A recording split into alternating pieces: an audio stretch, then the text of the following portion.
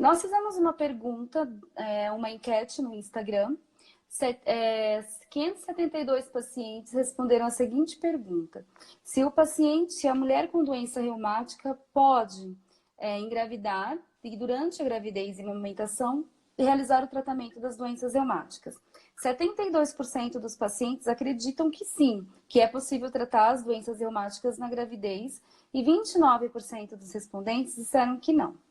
E isso reforça algumas questões, porque nós não exploramos de que forma que as pessoas entendem que as doenças reumáticas podem ser tratadas na vigência de gravidez e durante a amamentação. Então, eu separei 5 perguntas muito básicas que vão de encontro à dúvida, a quantidade de dúvidas que as pessoas nos escrevem todos os dias. A primeira delas é sempre a pergunta: eu quero engravidar, quando posso engravidar? E é importante o reumatologista saber disso? Como que funciona o processo de planejamento da gravidez de uma mulher que tem algum tipo de doença reumática? Bem, primeiramente, boa noite, Priscila, boa noite a todos os participantes do blog.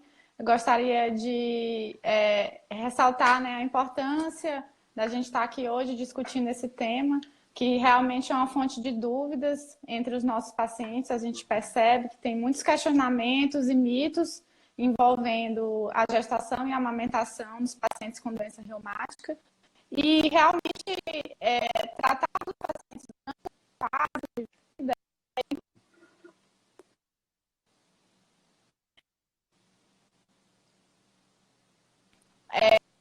ainda está evoluindo em termos de estudo, de evidência, de segurança para muitas medicações, mas hoje em dia a gente já tem em mente que tem uma série de remédios e orientações que podem ser feitas para garantir que as nossas pacientes tenham uma gestação tranquila. E com relação à sua pergunta, se é importante o reumatologista saber, sim, é fundamental. Pelo que a gente já tem visto, né, inclusive nas lives anteriores, que foi discutido com o Dr. Tiago sobre planejamento familiar, é essencial ter um planejamento nas nossas doenças. É possível ter uma gestação de sucesso, mas esse sucesso está diretamente vinculado ao planejamento da gestação. Por quê? Infelizmente, a gente vê que ainda existe uma taxa muito alta de pacientes que engravidam sem planejar. Isso chega até 50% dos casos. Inclusive, assim, uma pesquisa bem recente do ano passado, com cerca de 2.500 mulheres, 70% das mulheres não usavam nenhum método contraceptivo. E esse dado é alarmante. Só 8% das gestantes usavam efetivamente contracepção efetiva. E a gente vê que o erro começa desde a pré-concepção, né? Porque existem muitos mitos associados e informações errôneas nessa área, porque inclusive chegou a se questionar por que isso acontecia e muitos pacientes relatavam que achavam que por ter a doença elas não poderiam nem engravidar, ou que, na verdade, as medicações que elas utilizavam, elas não permitiriam também gestar. Então, assim, são informações bem distorcidas e que não batem com a realidade. E hoje, assim, a gente vê que, na verdade, o paciente, a pergunta não é nem só quando. Desde quando você faz o diagnóstico da doença reumática, a gente tem que primeiro questionar para a paciente: você quer engravidar? Porque isso vai influenciar todo o início de tratamento, né, para essa paciente. Porque a gente sabe que tem medicações que potencialmente podem diminuir a fertilidade da mulher, né, inclusive até dos homens. E essas são questões importantes na decisão dos tratamentos das doenças. Então, assim, o melhor momento para engravidar, que é algo como consenso entre os reumatos, é que a sua doença esteja inativa. O mínimo de tempo seriam 6 meses de doença controlada. Por quê? A doença controlada vai permitir que o médico reumato otimize as medicações. Às vezes, em alguns casos, podem até ser suspensos alguns remédios ou trocados por medicações seguras, tanto para a mãe quanto para o bebê. E outra questão importante, que às vezes o reumato que ele vai acabar informando, que existem casos, inclusive, em que a gestação está contraindicada, seja temporariamente ou até de uma maneira mais definitiva. A gente sabe que, por exemplo, uma paciente lúpica com nefrite muito grave, né? É uma contraindicação muito importante para ela estar engravidando. Pacientes, às vezes, com insuficiência cardíaca grave ou renal, que tenham tido um AVC, pacientes com doença pulmonar grave. Então, assim, todos esses casos precisam ser pesados e discutidos durante a consulta, e tudo isso é feito no acompanhamento de rotina com o reumatologista. Então, é essencial que haja um planejamento, que tudo isso seja discutido não só com o obstetra, mas também com os reumatos. Existe uma dúvida também dos pacientes muito frequente quando eles passam em consulta, que é prescrito algum medicamento, e nós sabemos que existe uma lista de medicamentos que são comumente utilizados no tratamento das doenças reumáticas, tanto durante a gravidez quanto durante o período de amamentação. Eu queria que a doutora falasse um pouquinho sobre a segurança desses medicamentos, e assim, eu acho que a gente pode até citar algum deles, por exemplo, o uso de corticoide. Às vezes a gente recebe muita pergunta. E também nós recebemos muitas dúvidas de pacientes que às vezes engravidam durante o tratamento. E assim, tipo, o que eu faço, né? Nesse momento é sempre super desespero. E a gente tem, os pacientes todos, nós temos bastante dúvidas sobre isso. Então eu gostaria que a doutora falasse um pouquinho sobre quais são os medicamentos mais comuns utilizados durante a gravidez. A gente pode ter como base, por exemplo, a artrite reumatoide, que eu acho que seria mais fácil de falar, né? Sim, Sobre claro. isso. Porque realmente é bem amplo, mas os remédios acabam sendo até um pouco parecidos. Esse ponto em termos dos que seriam comuns e seguros, o mais importante é dizer quais estão totalmente contraindicados, né?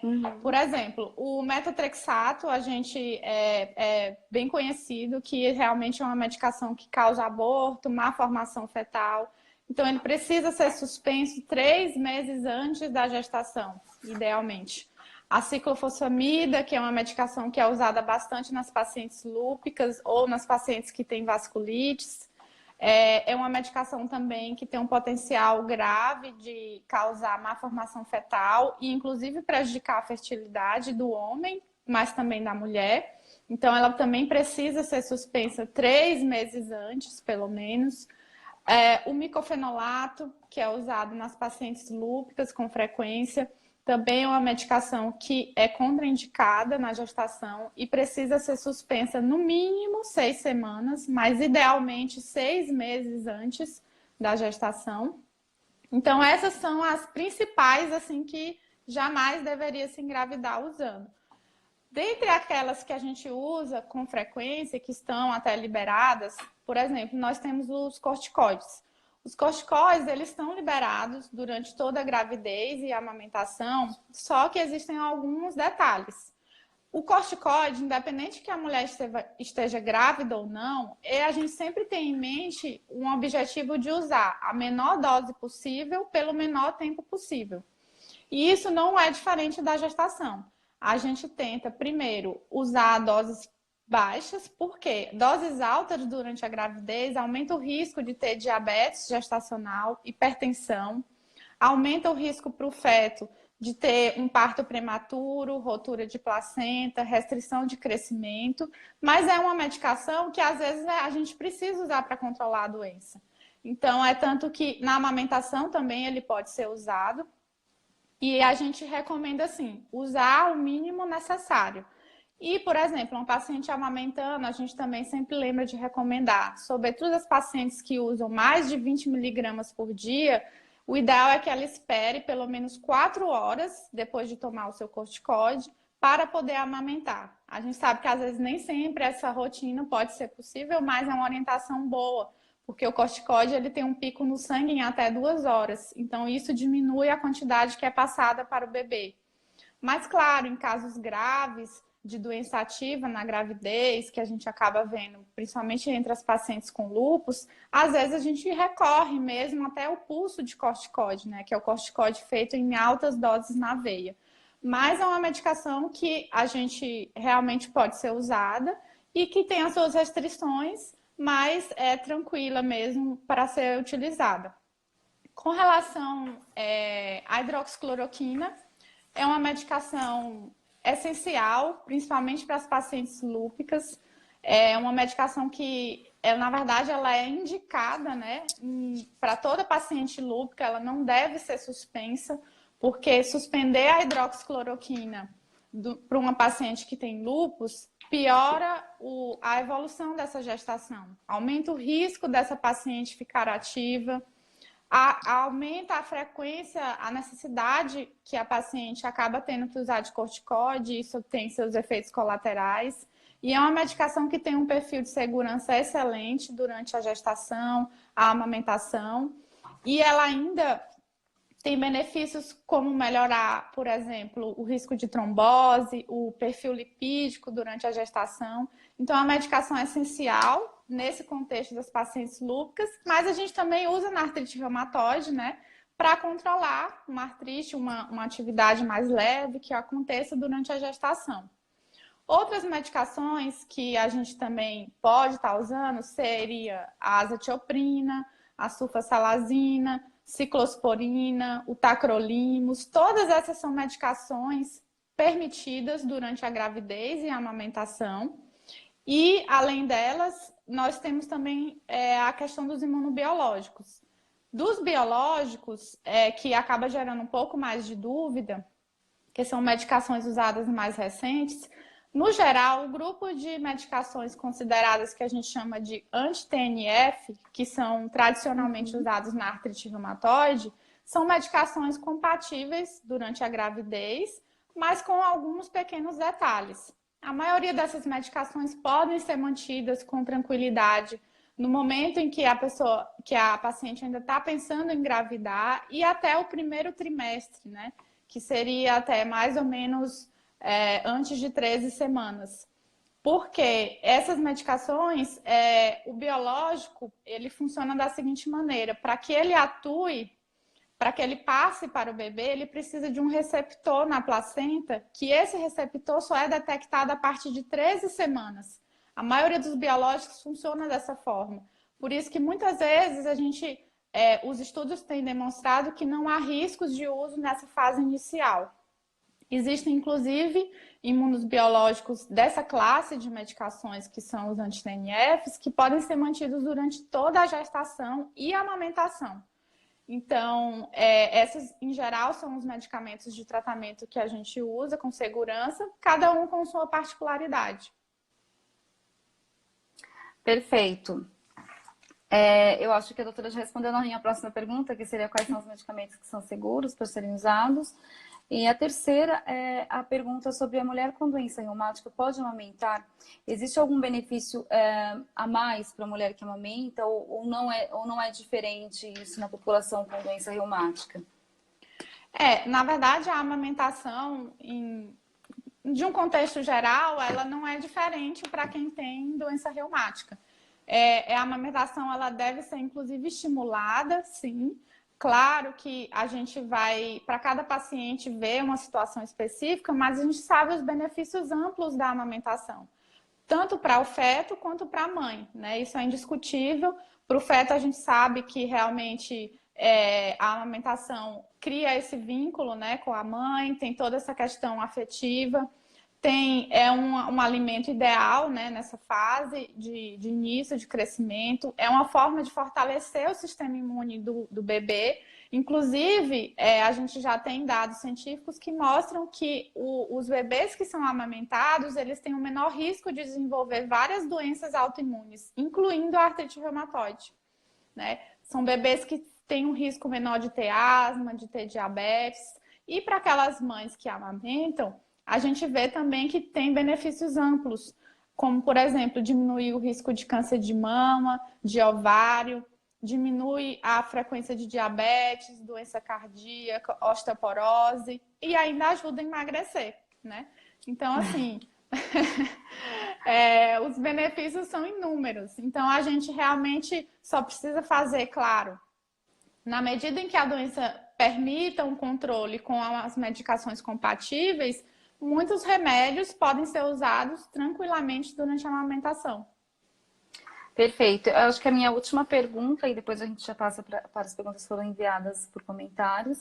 É verdade que durante a gravidez e a amamentação existe a possibilidade, por exemplo, da artrite reumatoide dormir, estar em remissão nesse período? Essa questão da remissão, dentro da artrite reumatoide especificamente, no geral, os estudos mostram que os pacientes têm uma boa evolução. Em torno de 50% a 70% das pacientes adquirem a remissão durante a gestação, principalmente isso começa logo no primeiro trimestre. A grande questão, mas claro, isso não é unânime, né? Tem pacientes que entram em atividade, mas no geral tem uma boa evolução. A grande questão na artrite reumatoide é no pós-parto, porque já foi visto que até 90% das pacientes acabam tendo atividade nesses primeiros 3 meses após a gestação. Então, por isso que a gente precisa otimizar as medicações caso não tenham sido suspensas durante a gravidez ou introduzi-las nesse período. Agora, para algumas doenças, por exemplo, como o lúpus, a gente entende, muitas vezes a gente vê a gravidez cursando com muita atividade da doença. Inclusive, assim, é um fator decisivo para a boa evolução da gravidez nas pacientes que têm lúpus, se a paciente estava ou não ativa antes de engravidar. Porque já foi visto que, por exemplo, aquelas pacientes que estavam inativas antes da gestação tiveram uma frequência de 10% de atividade. Já aquelas que tinham atividade próxima de engravidar tiveram uma atividade 60% comparada àquelas que estavam inativas. Então, assim, para a artrite reumatoide, no geral, tem uma boa evolução. Para o lúpus, realmente a gente tem mais cuidados e tenta ficar mais atenta, principalmente porque algumas manifestações na gestação se confundem com a atividade da própria doença e às vezes é difícil a gente diferenciar isso. Mas, e claro, assim, infelizmente a gente não tem tantos dados, a gente fala muito de artrite reumatoide e lúpus, mas para as outras doenças que são menos incomuns, a gente também acaba vendo isso, que o comportamento é um pouco parecido nesse sentido. Perfeito. Nós vamos começar então, doutora, agora a responder as perguntas. A Ana Paula da Silva, ela está perguntando se pode engravidar tomando etanercept. Olha, o etanercept, como eu havia falado, ele faz parte do grupo dos pacientes anti-TNFs. A gente pode engravidar tomando ele e ele pode ser mantido até em torno de 32 semanas da gravidez. Então, pode ser mantido, ele é um dos poucos que permite uma extensão até mais longa durante a gestação, porque, por exemplo, o infliximab, a gente acaba tendo que suspender mais ou menos com 20 semanas, 16 a 20 semanas. Já o adalimumab, a gente usa até mais ou menos 24 semanas. Para o golimumab, a gente tem poucos dados ainda, mas, no geral, pode ser usado durante as 12 semanas iniciais. E o certolizumab é realmente o único biológico anti-TNF que tem esse perfil de segurança para ser usado ao longo de toda a gestação. Por isso que, às vezes, acaba sendo uma escolha, de repente, com uma paciente jovem que está querendo iniciar o biológico, a gente já pergunta, você está pensando em engravidar em breve? Porque aí já facilita na escolha do biológico, porque às vezes a gente nem precisa suspender ou nem fazer trocas, né? Uhum. Agora, para os outros imunobiológicos, a gente realmente não tem tanta evidência, acaba mesmo suspendendo. Bom, acho que a gente tem uma pergunta da Luciane Oliveira, que ela pergunta se quando engravidamos, ela ouviu dizer que entrava em remissão, ela queria saber se era verdade. Eu acho que só reforçando isso. E a doutora já explicou um pouquinho sobre isso, né? Realmente... eu acho que ela não especificou a doença que ela tem, né? Sim. Provavelmente é artrite. Tá. A artrite reumatoide realmente tem um perfil melhor de evolução, como a gente acabou de discutir. Mas claro que o acompanhamento da paciente, ele deve ser feito de maneira mais próxima, tanto com a obstetra, porque a gente tem que ficar alerta para os sinais de atividade, né? Porque realmente durante a gravidez existem várias manifestações que são típicas da própria gestação que se confundem com vários sinais de atividades, tanto da artrite reumatoide como no lúpus. Então, às vezes, para diferenciar uma coisa da outra, a gente acaba precisando ter uma avaliação mais próxima, recorre a alguns exames, para poder realmente definir se a doença está ativa ou não. Perfeito. Nós temos um relato da Raquel Souza. A Raquel compartilha a experiência dela. Ela tem artrite reumatoide há 8 anos. Antes da gravidez da filha dela, que se chama Milena, ela também, que está com 8 anos também, é o tempo do diagnóstico, provavelmente. Ela não tinha nenhuma dor. Depois da gravidez, ela foi diagnosticada com artrite reumatoide e atualmente ela está utilizando certolizumab. E ela foi informada que não era necessário suspender o certolizumab durante a gravidez e a amamentação. Na verdade, eu acredito que ela está grávida e está usando o certolizumab porque ela não terminou de contar a história. Provavelmente. Realmente o certolizumab hoje em dia é o das medicações no tratamento da artrite reumatoide que a gente tem um perfil de segurança melhor para usar. Vale ressaltar assim que às vezes muitas das informações que a gente tem a respeito das medicações biológicas, a gente acabou pegando emprestado das pacientes que têm doença de Crohn, que têm retocolite, que usam essas medicações tradicionalmente até mais tempo e que infelizmente muitas vezes nem conseguem suspender essas medicações porque a doença não permite. Então, o certolizumab é uma medicação totalmente compatível durante toda a gravidez. Às vezes, a gente pode até, por exemplo, se o paciente for fazer uma cesariana, às vezes a gente pode até suspender um pouquinho antes, mas porque só pelo procedimento cirúrgico em si, mas não é uma regra.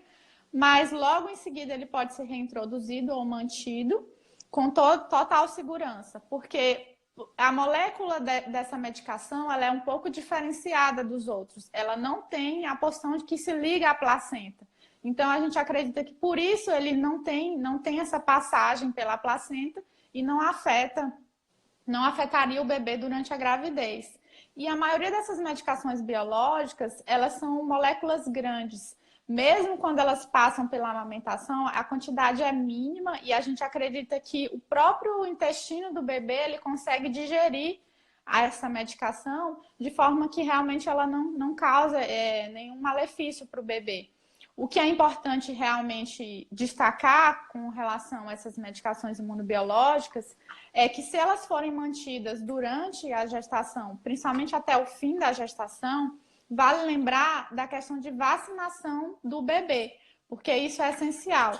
Já foi descrito em uma paciente usando infliximab para a doença de Crohn, ela teve que usar o infliximab durante toda a gestação e o bebê acabou inadvertidamente sendo vacinado para a BCG, que é da tuberculose. E ele teve, infelizmente, um caso de tuberculose disseminada.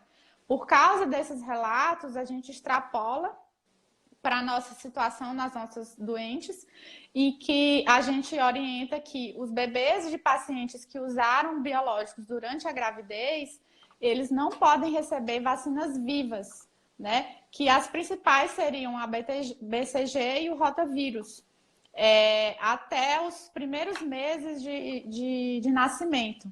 Para o certolizumab é até um pouquinho mais curto, pode ser a partir de 3 meses, mas a maioria dos outros remédios a gente precisa de pelo menos 6 meses para que o bebê seja vacinado. Isso é uma informação muito importante que a gente precisa compartilhar com o pediatra, né? Que pode realmente ter efeitos ruins para o bebê caso isso não seja feito com atenção nos cuidados pós-gestação. Perfeito. A gente tem algumas perguntas. É uma pergunta bem interessante, a pergunta também da Ana Paula da Silva. Ela pergunta sobre se a artrite é uma doença hereditária.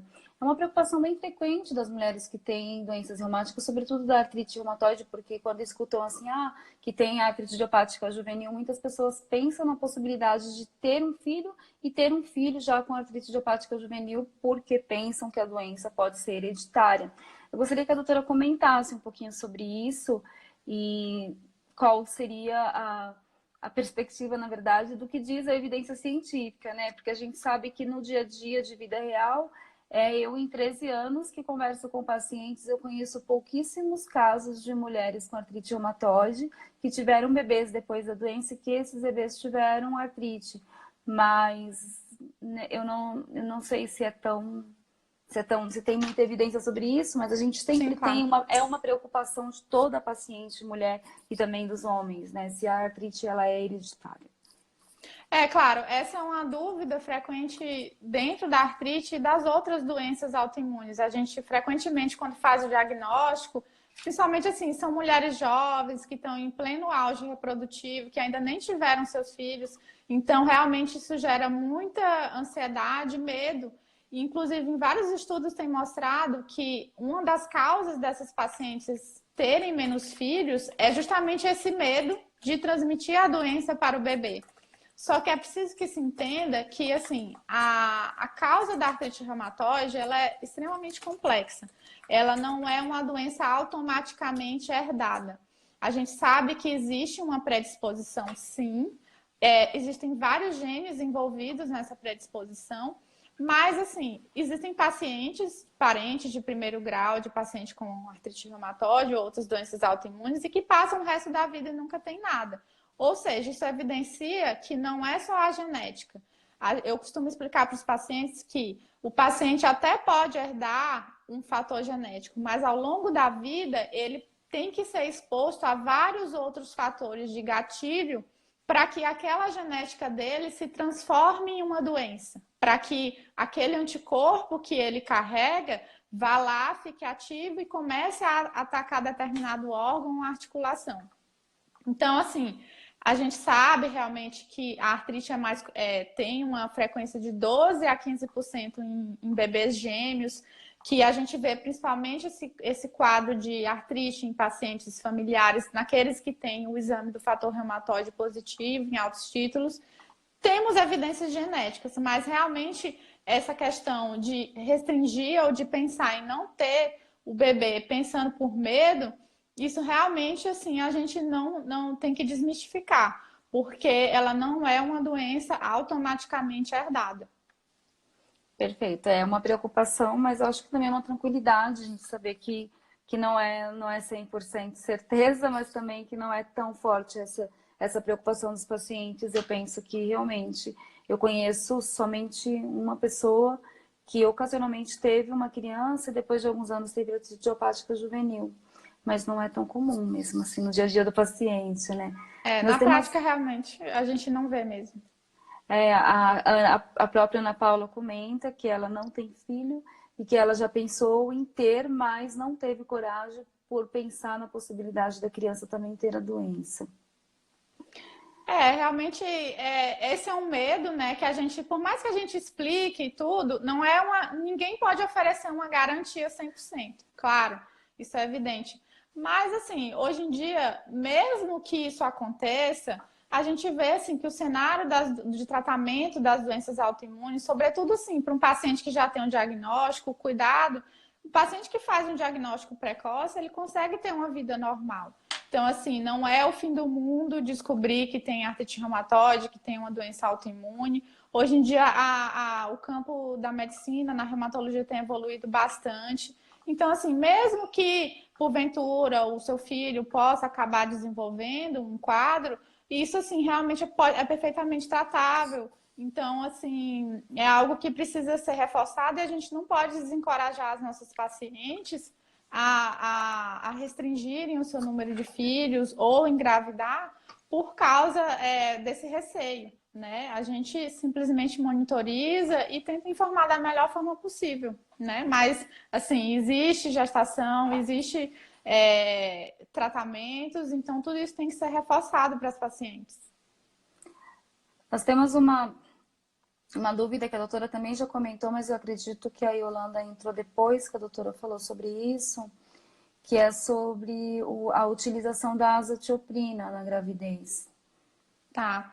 A azatioprina, ela é usada principalmente no contexto das pacientes lúpicas, né? É uma medicação que ela é perfeitamente compatível durante a gestação e a amamentação, pode ser usada tranquilamente, inclusive até em pacientes com artrite reumatoide, não é uma medicação que a gente use com muita frequência, mas em alguns casos a gente pode associar também, e isso sem nenhuma preocupação, então tá liberado. Perfeito. E há uma pergunta que eu acho que a resposta talvez seja comum para a maioria das mulheres sem diagnóstico ou diagnosticadas. Existe um limite de idade para engravidar? recomendado, ou um limite de idade de quando estamos muito velhas para tentar engravidar, alguma coisa do tipo assim? Realmente isso, o avanço da medicina é surpreendente, né? E isso se estende para todas as mulheres, inclusive as nossas pacientes. Realmente, assim, não há um limite. É claro que a gente sempre tenta orientar, porque os estudos mostram realmente que as pacientes que deixam para ter o bebê mais tarde pode ter uma certa dificuldade, de engravidar, claro. Mas, no geral, assim, não existe muito uma regra, né? O que a gente tenta observar, claro, em casos de infertilidade, realmente é ver esse passado de cada doença, porque existem alguns estudos que já mostram que as doenças autoimunes, elas podem criar um mecanismo inflamatório no ovário. E isso, assim, já foi visto em termos de dosagem de anticorpos, em biópsia de tecido, né, de ovário ou de testículo. Então, assim, existe algumas restrições nesse sentido, mas, no geral, não há uma regra para a idade de quando se deve engravidar. Perfeito. Eu acho que a próxima a gente tem uma outra pergunta aqui que a doutora também já comentou no início da live sobre o planejamento da gravidez. A pergunta é da Suzana Sena, ela tem artrite reumatoide e toma metotrexato uma vez por semana acompanhado de ácido fólico. Ela gostaria de saber como seria o processo para tentar uma gravidez. O metotrexato é uma medicação formalmente contraindicada, né, na gestação. Ele deve ser suspenso 3 meses antes, né? E para as pacientes que usaram metotrexato, tem um detalhe que, assim, para todas as pacientes, eu acredito que já seja divulgado, é o uso do ácido fólico 3 meses antes de quando a pessoa já está pensando em engravidar. E para quem usou metotrexato, já existem recomendações para você manter esse ácido fólico durante toda a gestação. Sendo suspenso realmente nesse prazo, é tranquilo. Claro, e inclusive tem um dado interessante que a gente fala muito do metotrexato para a mulher. Mas, assim, alguns estudos relataram que, por exemplo, homens que estão tentando engravidar e com dificuldade, que realmente faz toda essa investigação, e eles estão em uso do metotrexato, alguns recomendam, inclusive, suspender também no homem, porque ele poderia causar uma infertilidade transitória, né? Então, a gente fala muito sempre de mulher, mas essas várias medicações também influenciam a capacidade de fertilidade também no homem. Então, para o metotrexato, seria mais isso. E, claro, assim, mas por mais que a gente oriente, vira e mexe, a gente pega paciente que acaba engravidando, estava usando metotrexato, né? Então, nesses casos, a gente orienta a suspensão imediata e é claro que precisa ser feito um acompanhamento mais de perto, sobretudo com o neonatologista, para identificar se houve alguma malformação. Não significa que é automático que vai ter, né? Mas realmente o risco é elevado, a gente só faz uma monitorização. Mas, assim, a gente tem casos e casos de pacientes que já engravidaram. Eu já tive pacientes usando medicações que realmente a gente sabe que não poderia usar e que felizmente tiveram gestações tranquilas, os bebês estão saudáveis. Então, assim, realmente é um susto. Então, o que a gente tem que reforçar é o uso adequado da medicação, e isso é tudo feito na consulta de planejamento, né? E o reumatologista vai passar essas informações de suspensão da medicação antes mesmo, nesse prazo que a gente preconiza seguro. Sim, perfeito. O uso do metotrexato e da leflunomida pode cortar o efeito anticoncepcional? Essa é a pergunta da Jamile Santos. No geral, não há um efeito assim direto. A gente tem esse efeito mais bem descrito, por exemplo, com o micofenolato. É bem descrito que ele pode diminuir o efeito do anticoncepcional. Para as outras medicações, a gente não tem tanta evidência assim.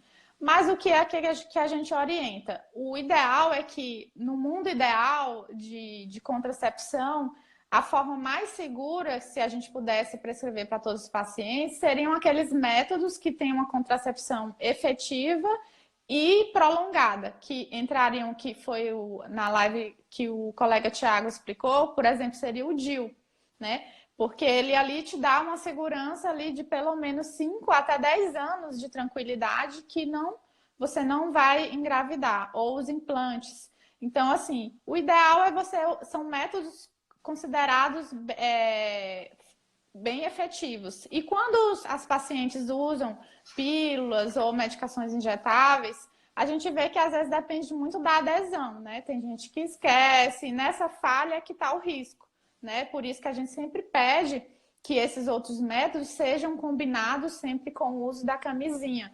Até porque a gente precisa lembrar de prevenir, né, as doenças sexualmente transmissíveis. Mas realmente, com relação ao uso da medicação, não tem um efeito imediato de redução do efeito do anticoncepcional. Perfeito, acho que essa pergunta é bem interessante. Tem uma questão bem frequente também, eu lembro de muitos relatos de pacientes com o dilema da amamentação, porque algumas mulheres se sentem bem depois que tem o bebê e algumas outras mulheres, elas terminam não se sentindo tão bem e precisam retomar o tratamento. A gente teve uma pessoa bem conhecida no Instagram, que foi a Ju do Brincar.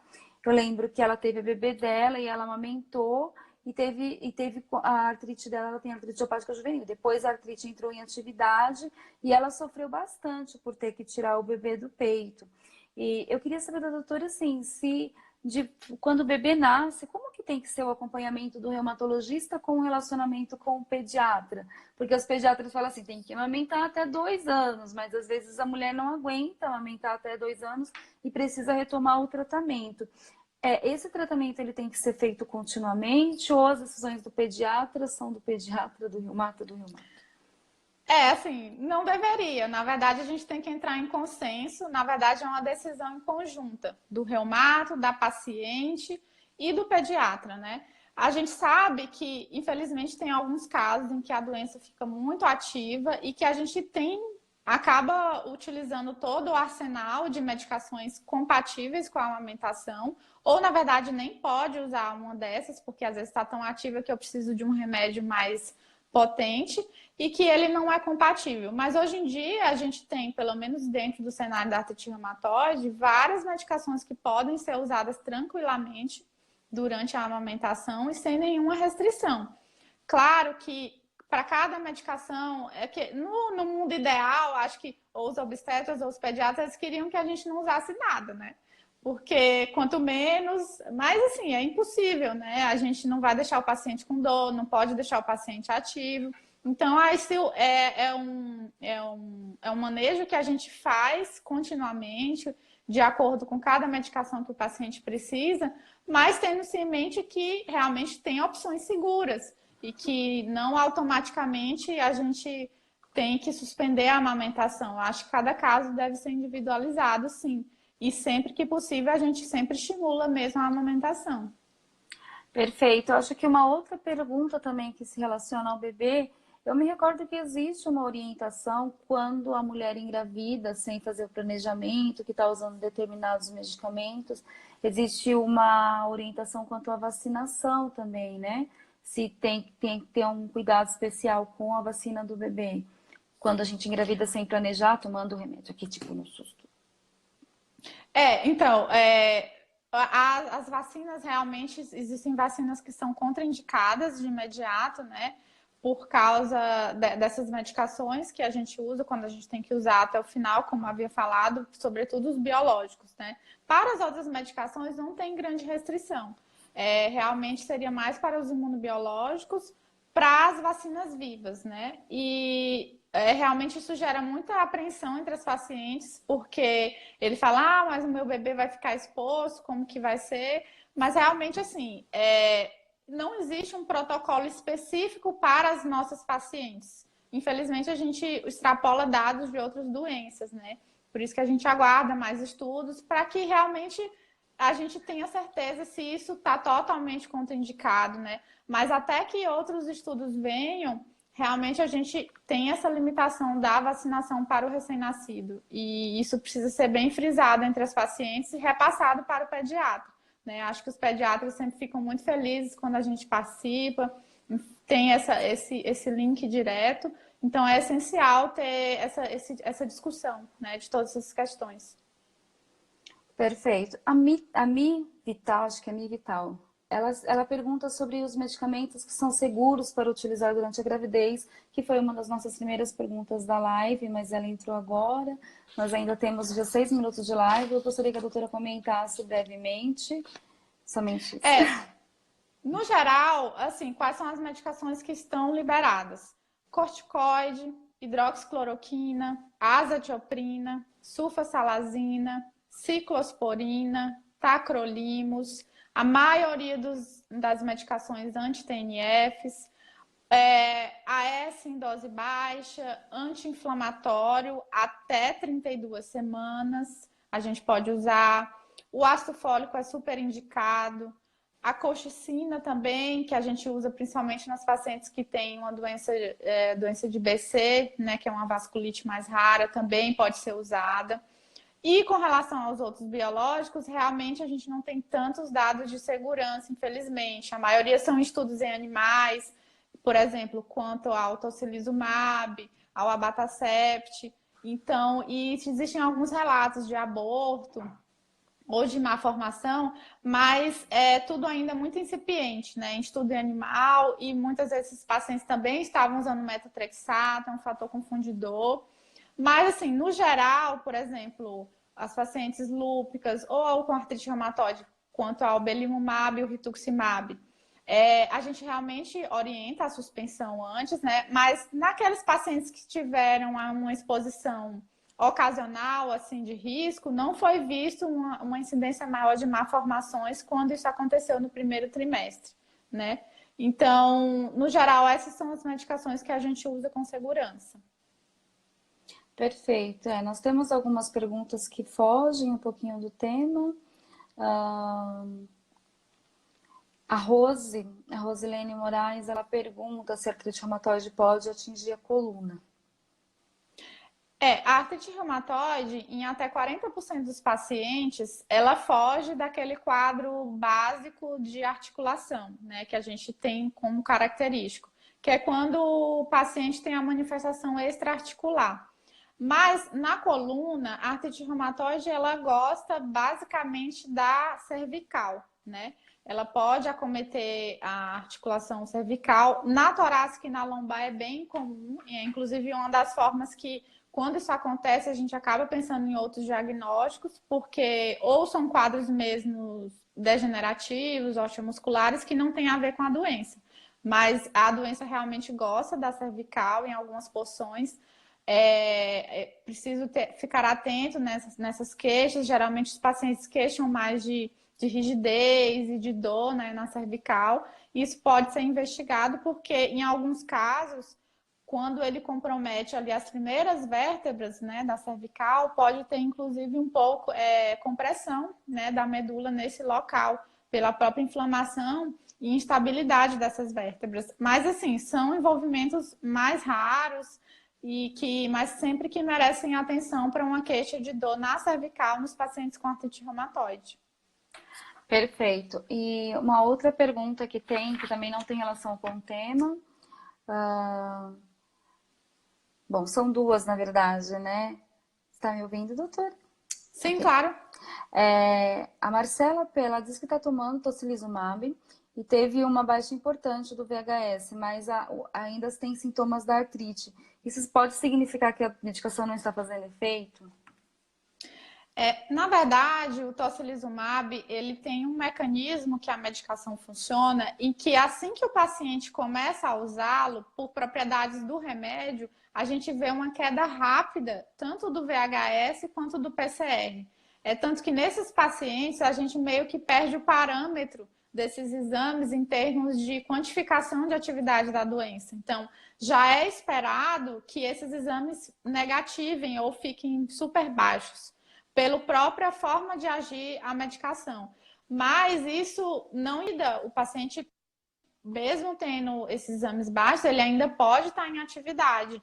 Realmente, para a gente definir se o paciente está ativo, o principal fator de julgamento é o exame clínico, a queixa do paciente. E nos casos de dúvidas, realmente a gente pode recorrer a exames de imagem, mas realmente para os pacientes que usam o tocilizumab, a gente perde o parâmetro dos exames de inflamação, que a gente tradicionalmente sempre comenta na consulta, o seu VHS, o seu PCR está elevado. Então, assim, é um detalhe que muitas vezes os pacientes desconhecem e realmente isso precisa ser informado. Perfeito. Nós temos uma pergunta super interessante. Na verdade, entrou uma agora que eu estava lendo e me perdi na leitura. A gente tem a pergunta sobre o parto, né? Porque nós falamos como que a gente planeja a gravidez, como que a gente faz a amamentação. E aí esquecemos de falar mais sobre qual é o melhor parto. Existem algumas... Eu já vi diversos relatos de pacientes que foram orientadas a não ter parto normal por situações de comprometimento de quadril e a gente também teve diversos pacientes que tiveram partos normais. Inclusive, a gente tem uma blogueira que se chama Mãe com a R, que é um instablog e uma fanpage, que ela teve um parto natural e foi super sucesso, com doula, tudo como as pessoas sonham, né? Eu acho que a gente tem, quando a gente vive com uma doença crônica, durante muito tempo existem muitos mitos que fazem parte da nossa vida e às vezes a gente não esclarece com os médicos por vergonha de expor as nossas dúvidas ou por achar que é muito simples ou que aquilo não importa, mas às vezes é uma coisa que incomoda bastante. E na sequência depois eu vou fazer a pergunta do João, que ele é o único homem que perguntou nessa live, ele merece ser respondido. Com certeza. Sim. Na verdade, assim, eu acho que independente da doença de base, geralmente a indicação da via de parto, ela vai depender mesmo do obstetra. Não existe uma regra. Porque você tem doença autoimune, você precisaria ter um parto normal ou cesárea. Teoricamente, se a gente for pensar, evitar uma cesariana seria até melhor, porque a gente vê que tem um estresse cirúrgico, é um procedimento, é uma cirurgia, não é uma cirurgia pequena, né? Então, aumentam certos riscos de infecção, de alguns eventos adversos. Então, assim, o parto natural, ele realmente, assim, tem menos riscos associados e realmente, assim, ele só, no geral, se a paciente tem alguma restrição mesmo anatômica, realmente em termos de quadril ou por dor, nesses casos fica realmente um pouco difícil. Mas eu acho que, essencialmente, a indicação da via de parto ela é uma indicação obstétrica similar das outros pacientes. Não existe essa regra dentro da nossa área.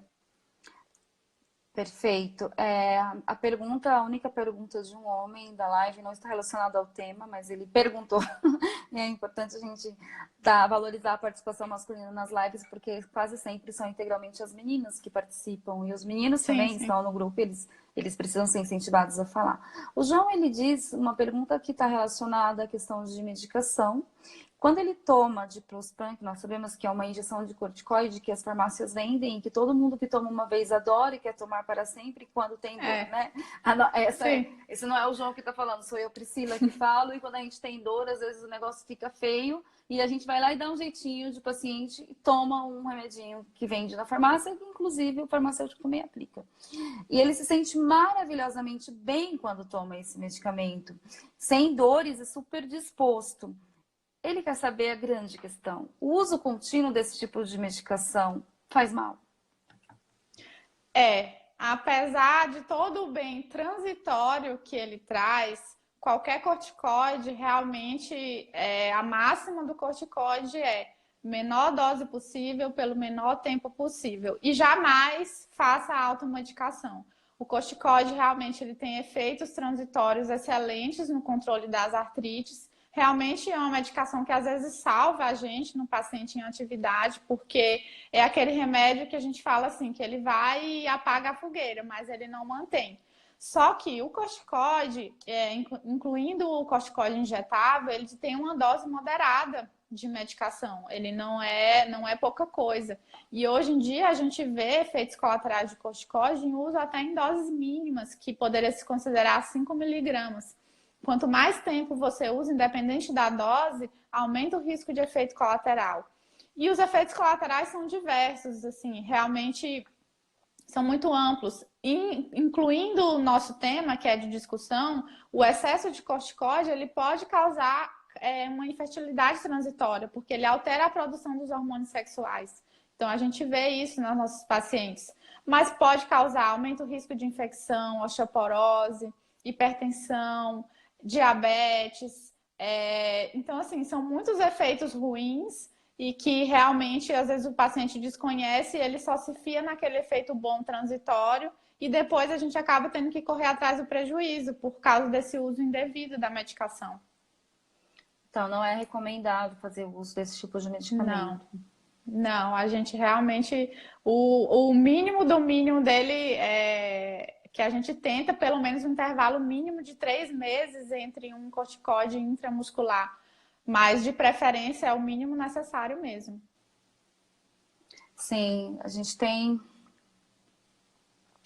uma pergunta de um homem também, olha, ele foi incentivado pela pergunta do João.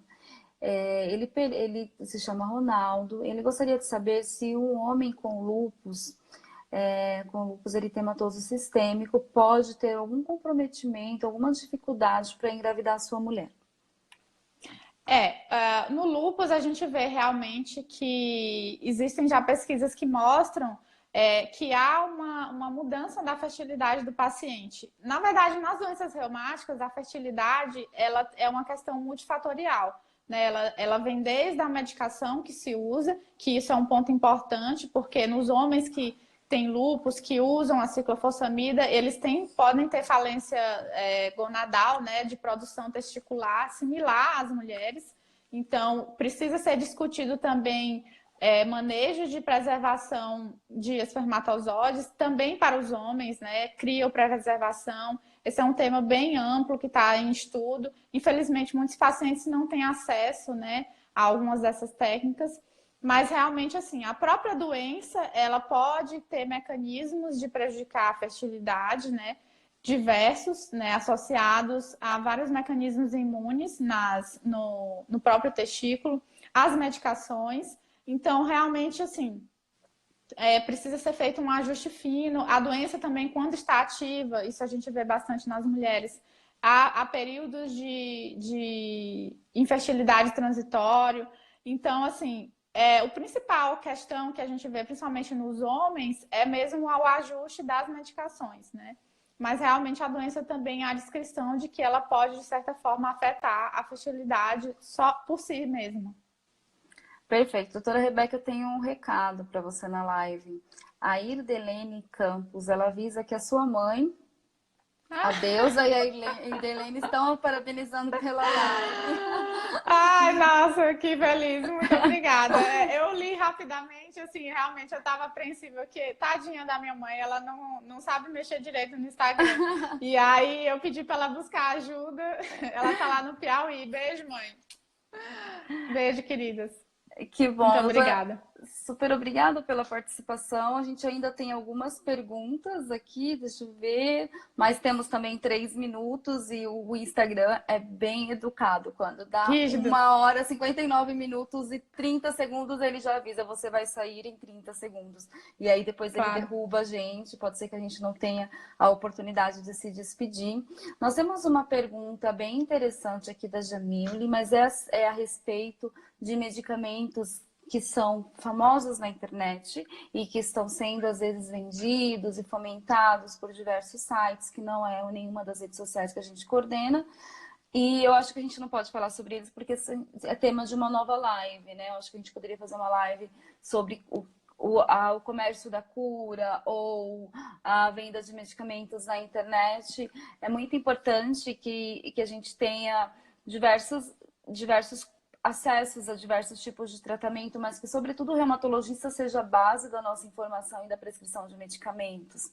Porque senão a gente termina caindo em uma rede de várias possibilidades e se frustra no meio do caminho. E muitas vezes a gente pode também se prejudicar perdendo tempo de tratar a doença no tempo adequado.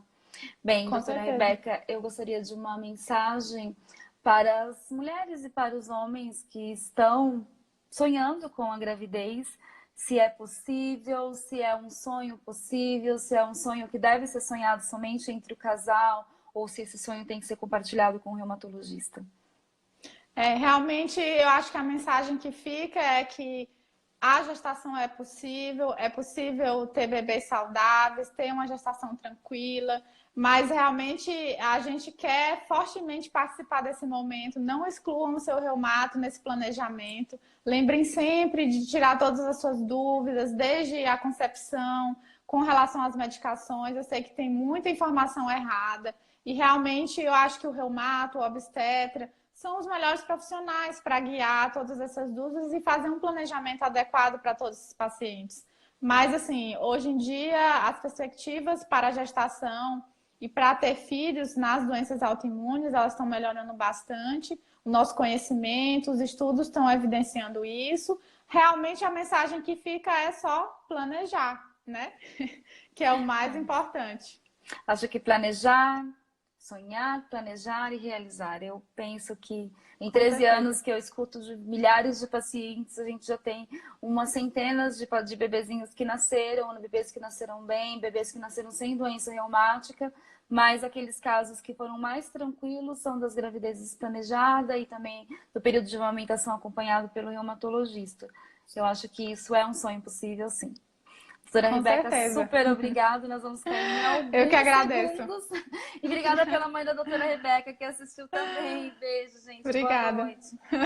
Muito obrigada. Tchau, gente. Boa noite. Tchau. Nós vamos baixar o vídeo, vamos disponibilizar ele no YouTube e no Facebook para quem não pôde assistir no Instagram, que às vezes o Facebook é uma ferramenta mais fácil, mas a gente ainda não consegue transmitir nos dois ao mesmo tempo. Tá bom? Obrigada, doutora. Obrigada, Priscila. Tchau, boa noite. Tchau, tchau.